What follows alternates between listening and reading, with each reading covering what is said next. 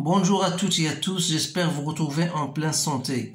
Bien sûr, dans cette séance, je vais partager avec vous, chers étudiants et étudiantes de la deuxième baccalauréat, un examen typique, bien sûr, l'examen de bac.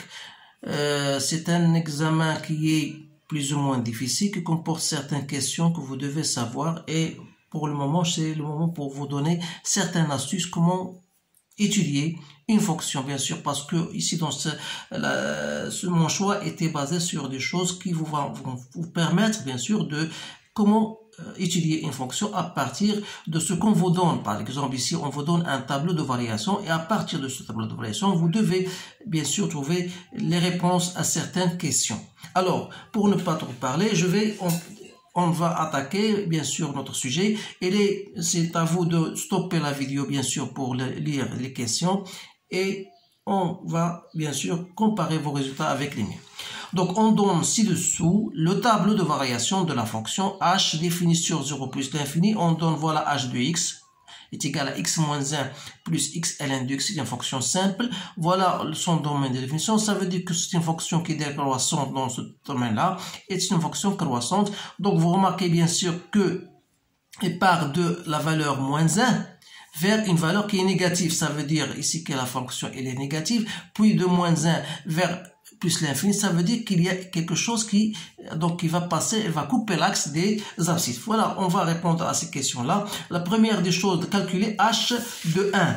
Alors, il suffit de vérifier, il suffit de remplacer. Donc, vous avez h de 1, donc c'est 1 moins 1 plus n1, donc c'est 0, c'est pas grand problème. Donc, déterminer le signe de la fonction h de x sur chacun des intervalles 0, 1. Alors, sur 0, 1, puisque f de 1 c'est quoi? Ça sera ici. Donc 1, voilà. Donc f de 1 égale à 0. Donc entre 0 et 1, la fonction, comment elle est? Donc elle est négative parce qu'elle part de moins 1 jusqu'à une valeur négative, puis elle passe jusqu'au 0. Donc, de partir de 0 jusqu'au 1, elle est négative. Ça veut dire que, donc, h de x, elle est inférieure ou égale à 0. Par contre, sur l'intervalle 1 plus l'infini, h de x est supérieur à égal à 0. Donc, ces choses-là, ce sont très intéressantes. Il faut savoir comment, bien sûr, travailler avec ceci. Donc, la deuxième question, voilà la deuxième question. On considère la fonction f de x égale à 1 plus x moins 1 ln de x et on désigne par C sa courbe représentative. Première question, montrer que la limite de f de x lorsque x tend vers 0 plus égale à plus l'infini. Donc je peux mettre égal à quoi? C'est la limite de 0 plus de 1 plus x moins 1 ln de x. Donc ça, lorsque x tend vers 0 plus, c'est moins l'infini. Donc ça me donne la valeur moins 1.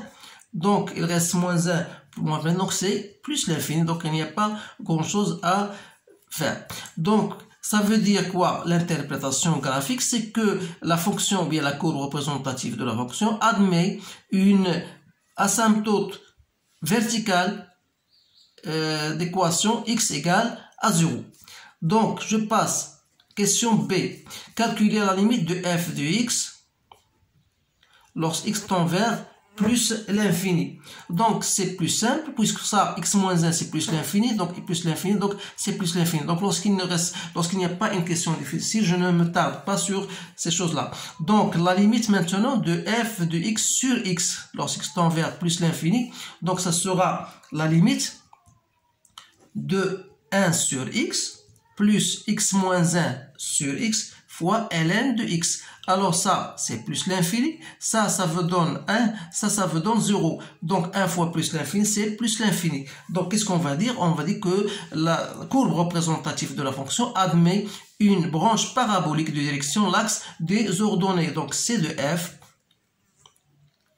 admet une branche parabolique de direction au y. Je m'excuse si j'écris en abrégé pour gagner du temps.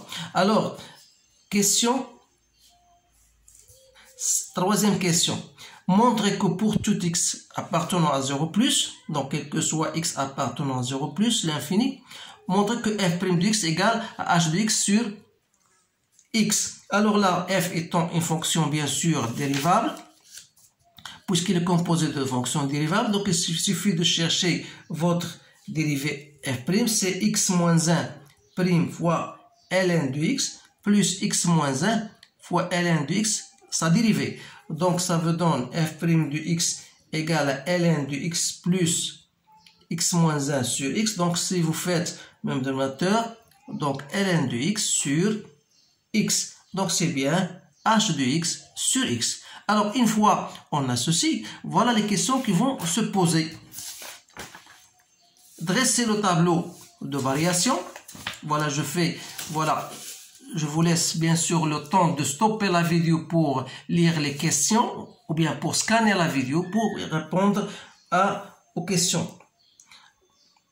Donc on vous donne dresser le tableau de variation, résoudre la fonction f de x égale à x, montrer que f de x est inférieur ou égal à x si seulement si x appartient à un intervalle 1e, déduire la position relative de la courbe à la droite delta égale à x, puis construire la courbe représentative. Voilà. Donc, on va dresser le tableau de variation. Donc, pour dressage du tableau de variation, vous savez bien sûr, voilà, on a dit que f' de x égale à h de x sur x. Ça veut dire que le signe de f' n'est autre que le signe de h de x. Alors, pour la question, tout à l'heure, on a dit que h de x, voilà, il est inférieur ou égal lorsque x appartient à 0, 1, et il est positif lorsqu'il appartient à 1 plus l'infini. Donc, on va mentionner ces choses-là dans notre tableau de variation. Voilà x, voilà f' de x et f de x. Donc, le domaine de définition, c'est 0 plus l'infini. La dérivée s'annule, bien sûr, en 1. Ça veut dire que ça veut dire ici en tangente horizontale. Donc, on a ici le moins et le plus. Donc, c'est facile à faire. Donc, voilà votre tableau de variation. On va passer maintenant, voilà, résoudre l'équation f de x égale à x. Donc, dire que f de x égale à x, ça veut dire quoi? Ça veut dire que 1 plus x moins 1 ln de x égale à x. Alors, si vous n'avez pas l'intuition de remarquer les choses, ça vous paraît difficile. Alors, je dis que x moins 1 ln de x égale à quoi? Il est égal à x moins 1. Donc, si je mets x moins 1 en facteur, donc ln de x moins 1, donc égal à 0. Ça veut dire que x égale à 1, ou bien ln de x égale à 1. Ça veut dire que x égale à 1, ou bien x égale à e. Voilà, bien sûr, la résolution de cette équation f de x égale à x. Montrez que f de x est inférieur ou égal à x si et seulement si x appartient à 1 sur e. Alors, f de x, on a trouvé f de x moins x, c'est quoi? Donc, f de x moins x, c'est, on a dit, c'est 1, c'est x moins 1 en facteur de ln de x moins 1. Donc, dire que f de x moins x est inférieur à 0, ça veut dire que x moins 1 fois ln de x moins 1 est inférieur à 0. Alors, pour ne pas se tromper, je vous conseille de dresser un tableau, bien sûr, où vous allez étudier le signe de ce produit-là. Donc, vous avez x moins 1 et vous avez ln de x moins 1. Et vous avez le produit. Donc, toujours en travaillant dans le domaine 0 plus l'infini, et vous avez x égale à 1, donc ici ça s'annule ici, donc ça veut dire que vous avez la valeur 1 et vous avez la valeur e. Donc ici, x moins 1 s'annule en 1, elle porte le signe de a à l'extérieur des racines, le signe de moins a ici. Alors ici, ln de x moins 1 s'annule en point e, ça veut dire que le positif ici, c'est une négative. Donc ça vous donne plus, moins, plus. Donc voilà, tout est devant vous. Donc qu'est-ce que vous allez dire? Que f de x est inférieur à 0, ça veut dire que x appartient à 1e. Alors que f de x est supérieur à x, f de x est supérieur à x, ça veut dire que x appartient à 0, 1, union e plus l'infini. Ça veut dire quoi? Ça veut dire ici que vous aurez c de f au-dessous, bien sûr, de delta, alors qu'ici, vous aurez c de f au-dessus de delta. N'oubliez pas, bien sûr, on a effet égal, ça veut dire que la valeur 1 et 2, la courbe représentative coupe l'axe delta en 2 points qui sont 1 et E. Alors là, il faut toujours bien se concentrer sur ces choses-là. Donc voilà, enfin construire la courbe représentative.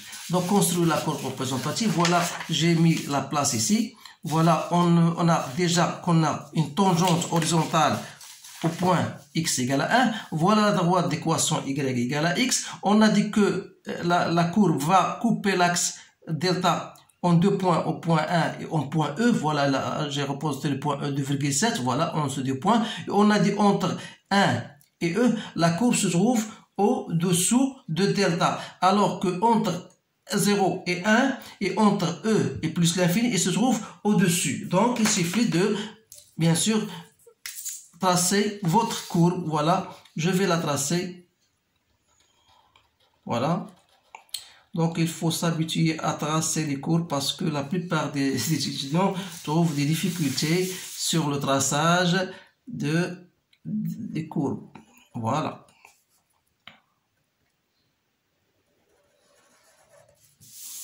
Plus ou moins. Donc voilà, votre courbe aura bien sûr cette allure-là que vous voyez devant vous. Voilà, C de F.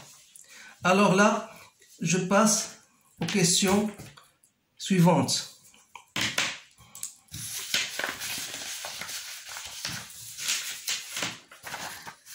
Donc vous avez bien sûr le traçage, on a bien tracé la courbe. Maintenant, on vous dit voilà.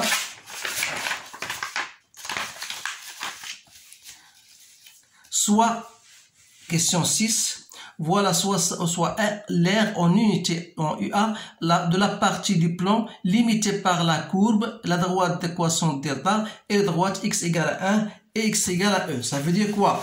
Voilà, vous avez la courbe, donc limitée par x égale à 1, voilà, x égale à 1, et x égale à E, voilà, et la droite d'équation y est égale à x, et la courbe. Donc voilà l'aire qu'on cherche. Donc voilà cette aire-là, on voudrait le trouver. On voudrait le calculer, bien sûr. Donc voilà, qu'est-ce qu'on vous dit? Première question, par intégration par partie. Montrez que l'intégrale x ln de x dx égale à 1 quart e au carré plus 1 quart. Donc ça, c'est une question facile. Il suffit de poser u égale à ln de x. Donc, u' égale à 1 sur x. Et vous posez v' égale à x. Ça veut dire que v égale à x au carré sur 2. Et vous appliquez la règle que vous avez tous dans le cours. Donc, l'intégrale entre 1 et e de x ln de x dx n'est autre que uv, c'est-à-dire x au carré ln de x sur 2 entre 1 et 1 moins l'intégrale de i' v, donc c'est-à-dire 1 demi x dx entre 1 et e. Donc vous faites votre calcul. Donc il suffit de remplacer. Donc vous allez trouver exactement comme vous a mentionné e au carré sur 4 plus 1 quart. Maintenant on cherche l'aire. Donc calculer alors l'aire. Donc pour calculer cette aire là, donc il suffit d'appliquer, voilà. Donc cette aire-là, c'est quoi? C'est l'intégrale de x moins f de x dx entre 1 et e. Alors vous allez me dire pourquoi vous avez fait cela. Voilà l'aire, il est compris entre la droite d'équation y égale à x et la courbe. Et comme vous voyez que la droite d'équation y égale à 4, y est égal à x, il se trouve au-dessus de la courbe. C'est-à-dire que vous allez mettre x, voilà, moins l'équation de la courbe y égale à f de x. Donc c'est pour cette raison que j'ai mis x moins f de x entre 1 et e. Donc celle-ci, ça me donne directement, c'est quoi? C'est l'intégrale entre 1 et e de x moins 1 dx moins l'intégrale de x ln de x dx plus l'intégrale de ln de x dx, toujours entre 1 et e. Alors ça c'est simple à faire parce que donc l'intégrale de x c'est x carré sur 2 moins x, voilà, entre 1 et e, moins l'intégrale de x ln de x, c'est déjà trouvé, e au carré sur 4, moins plus 1 quart. Reste l'intégrale de ln de x. Ça, je vous conseille de le faire soit par partie, soit c'est simple. Donc l'intégrale de ln de x, c'est x ln de x moins x. Vous pouvez le faire par intégration par partie. Donc vous allez bien sûr trouver, comme j'ai trouvé, e carré sur 4 moins e plus 5 quart. Donc toujours on multiplie par unité d'air. Voilà la réponse à cette question. Maintenant, je vais passer à l'autre question, question numéro 7. Donc, la suite, on vous donne une suite, U0 et UN plus 1 en fonction de UN. Donc, c'est une type de fonction qui est liée à une suite. Première question, montrer que par récurrence, pour tout n, on a UN compris entre 1 et e. Donc, il suffit de prendre pour n égale à 0, vous avez U0 égale à 2, et ça vérifie bien sûr la condition que U0 appartient à un E. Donc, sachant maintenant que je vais supposer que UN est compris entre 1 et E, et je dois montrer que UN plus 1 est aussi compris entre 1 et E. Alors, d'après notre courbe, vous remarquez bien sûr que entre 1 et E, la fonction est croissante. Qui dit croissante, ça veut dire, voilà, si UN est compris entre 1 et E, ça veut dire que f de UN, elle aussi, sera compris entre f de 1 et f de E. C'est-à-dire, UF de 1, c'est quoi? C'est UN plus 1. F de 1, c'est déjà égal à 1. Et vous allez chercher F de E. F de E, je pense que vous allez trouver F de 2. F de E, c'est à peu près 1,7. Donc, s'il est inférieur, bien sûr, F de E est inférieur à E. Vous allez trouver qu'il est bien inférieur à E. D'où on dit que 1 plus 1, donc, est compris entre 1 et E. Voilà. Montrer que la suite est décroissante. Pour démontrer qu'une suite est décroissante, il suffit de montrer que UN plus 1 moins UN est inférieur à 0. C'est-à-dire, f de UN plus 1, c'est quoi? C'est f de UN moins UN. Alors, d'après la question déjà posée dorénavant dans la première partie, on a bien montré que pour x compris entre 1 et E, on a montré que f de x, pour x compris entre 1 et E, on a montré que f de x est inférieur à x. C'est-à-dire que pour nous, alors f de UN moins UN est inférieur à 0. C'est-à-dire que UN plus 1 est inférieur à UN. Donc, on dit que UN est bien une suite décroissante. Donc, une suite décroissante, en plus de ça, elle est minorée par la valeur 1, donc elle est convergente.